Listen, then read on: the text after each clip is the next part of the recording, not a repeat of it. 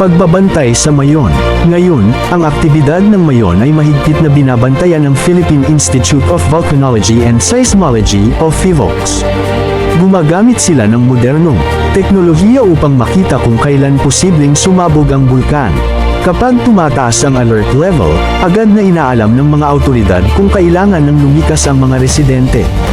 Dahil dito, mas handa na ang mga komunidad kumpara noong sinaunang panahon.